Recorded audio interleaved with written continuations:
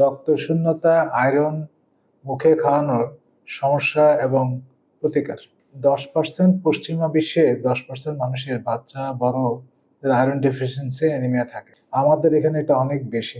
এখন মুখে আমরা যে আয়রনটুকু দেই সেটার ডোজ হচ্ছে 2 to 6 milligram per kg. Adult dose 60 to 120 milligram total elemental iron. আর টোটাল আয়রন ক্যাপসুলে 200 থেকে 300 থাকে। ওটার 1/3 1/4 40% এলিমেন্টাল আয়রন থাকে। ওইভাবে হিসাব করে দিতে হয়।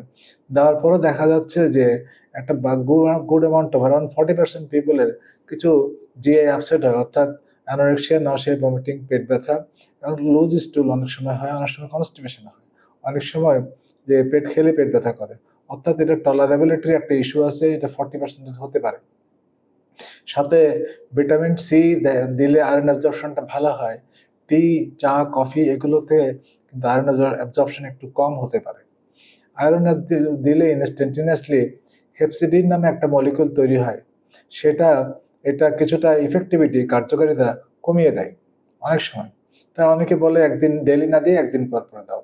প্রথম দিন হেপসিডিন দিয়ে ইনহিবিট করা হলো, দ্বিতীয় দিন এটা কাজ হতে শুরু করলো। এই কাদের দিব আমরা আয়রন? আয়রন দিব আমরা যাদের ব্রেস্ট ফেডে বেবি, তাদের আয়রন লাগতে পারে ইউজুয়ালি, ম্যালনিউট্রিশন আয়রন লাগতে পারে, সার্জারি করলে লাগতে পারে, ব্লাড লস হলে লাগতে পারে, এবং হলে ইনফেকশনের পরে রিকভারি পিরিয়ডে দেওয়া হয়। ডিউরিং ইনফেকশন আমরা দেই না, because free oxygen free radical তৈরি থাকে অ্যান্ড এটা কাজে অসুবিধা করে, ইনফেকশন স্প্রেড করে।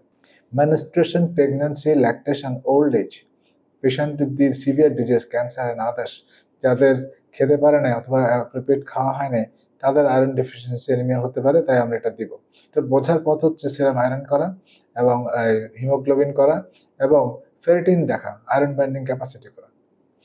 আর এই যে সমস্যাগুলি বললাম, এর সমাধান কি? সমাধান হচ্ছে আপনি এই কাউন্সেলিং করেন এবং কিছু টলারেবিলিটি, এবং ওই যে বললাম একদিন পর পর দেওয়া, সেটা এনশিওর করেন। আয়রনটা অন্য যে ফুড সোর্স আছে, যেমন রেড মিট, আপনার যে সমস্ত কষযুক্ত খাবার, ওখানে কিন্তু আয়রন থাকে।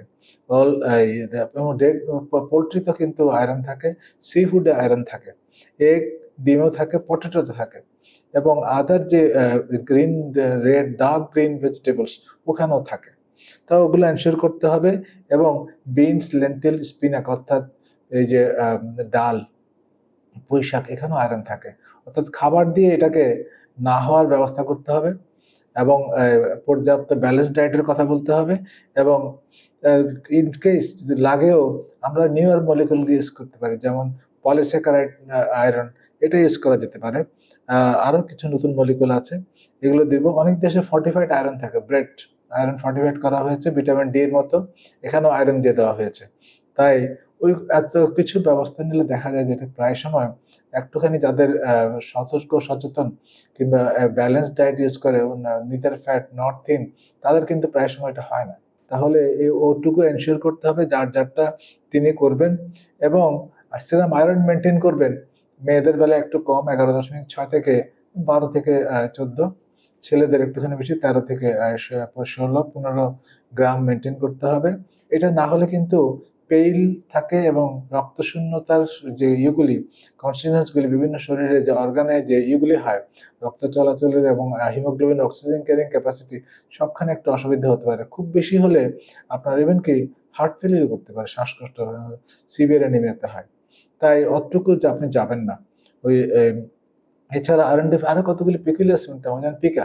তবে এই বাচ্চাগুলো অনেক সময় নোংরা ময়লা জিনিস খায়, বালি খায়, কাদা খায়, জুতা চুষে, এগুলো কিন্তু আয়রন ডেফিসিয়েন্সি সিম্পটম। অনেক সময় কগনিশন মানে বুদ্ধিশুদ্ধি কম থাকে, ব্রেইন ডাল থাকে, কারণ রক্ত শূন্যতা, অক্সিজেন অক্সিজেন স্বল্পতা ব্রেইনে। তাহলে এই জিনিসগুলি অ্যাভয়েড করতে গেলে আমাদের পর্যাপ্ত ব্যালেন্স ডায়েট খেতে হবে এবং আয়রন রিচ ফুডগুলি খেতে হবে।